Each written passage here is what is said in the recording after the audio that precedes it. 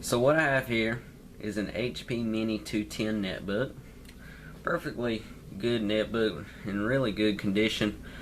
There's only one thing about it. It has no motherboard. And when I say that, I mean it literally does not have a motherboard. Now it did not come this way, of course not. It's just that, well, I got it, it was working perfectly when I got it for free from the same pastor that gave me the IBM ThinkPad 730T, and I was very surprised he gave me something that's nice. But I decided to see how much RAM it had in it, and I guess it was a mistake somehow, because then the computer wouldn't power on her at all, nothing. So I decided to take the whole motherboard out. The corner of the CPU was beginning to lift off the motherboard. I don't know if it was from heat or something, but I really wish I had a picture of it. I couldn't make this stuff up if I tried, but it was literally lifting up off the motherboard. So that is why I got off of Amazon. I'm very disorganized at the moment. A brand new motherboard for this computer. It's in the anti-static bag, obviously. Here's the keyboard, hard drive, and the bottom plate thingy. This computer was really dirty when I got it, and I cleaned it up really good. And I didn't even use water or nothing. I just took a damp paper towel, and that's pretty much all it did. So yeah, I got the screws and the fan and RAM right here, a little CMOS battery. I didn't want the battery short, so I didn't put it in there with the other parts. So I'm gonna open the motherboard here. There's our motherboard. Oh, and they even kindly put a new CMOS battery in it for us. Good deal then. So it mounts in. Goes in this side upside down. But it goes in just like that. So now all we have to do is make the connections and get it screwed in. So I'm gonna grab something to hold down this side here while that won't work. Would a hard drive work? Nope. Maybe a full-size printer just sitting on my floor for some reason will work. I don't feel like moving it. Stay. Okay, let's see here. So we need to carefully put it in here. This thing has a little sliding power switch, and I got to get that aligned or like it should be. I don't know what I'm saying, y'all. Okay. I don't think I've ever replaced a laptop motherboard, so this is my first try. Alright, it's completely in. Wait, no it's not. It's bowing in right here. There's something up. Oh, balls. There's why it was bowing up. The battery connector wouldn't go completely in its spot. Alright, plug in the screen here. Alright, now we need to put in the fan. So right there's the CPU. I've got the fan and heat sink here from the old motherboard. I think we really need some heat paste. Now, I don't actually use heatsink paste. I actually use, and this is a bit of a surprise, Desitin diaper rash cream. You see, heatsink paste is made of zinc oxide, and guess what Desitin is made of? Zinc oxide. So it's the very freaking same thing.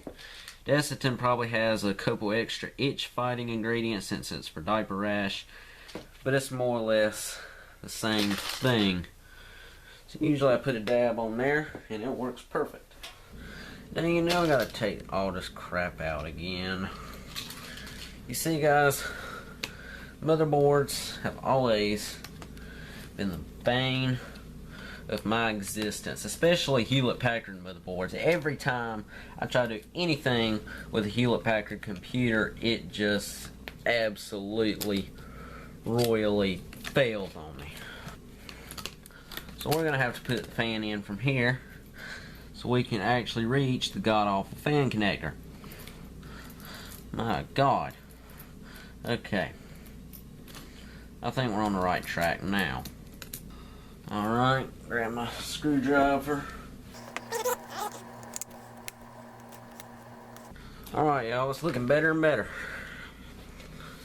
better and better. Alright, flip this over. Trying to be as careful as I can, even though I really need an anti-static wristband. Okay, now we can close the laptop. Got Destin on my laptop. Take a corner of this towel here. There we go. Flip it over. Alright, now we'll just be working on the back here. Take our hard drive here. Get it in there.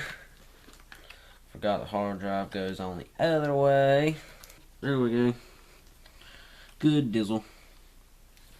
I need to find a piece of tape so I can tape up these two connections so they won't short out. I've got to mention I do not use the Wi-Fi card in this computer because it actually won't work. Won't work at all for some reason. I installed the drivers and everything, it won't work.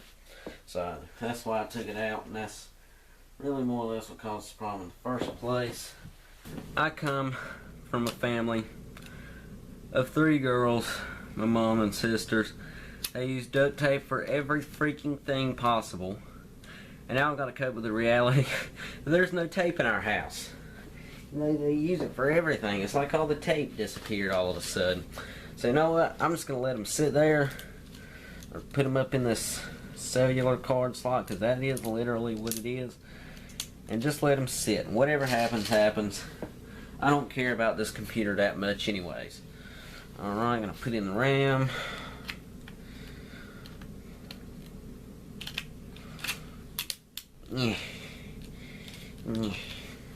Okay, I think that's all.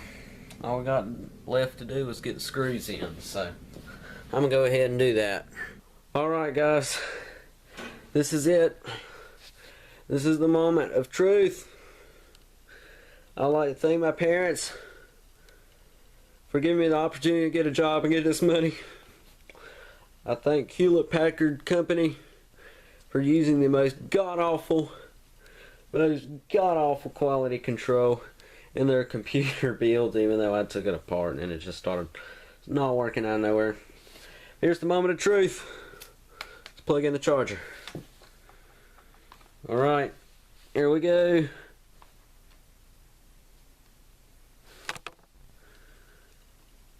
Oh. It's booting. Yes! It's booting! It's booting! What does that mean? Wireless module not installed. I know it's not installed. Let's start Windows normally.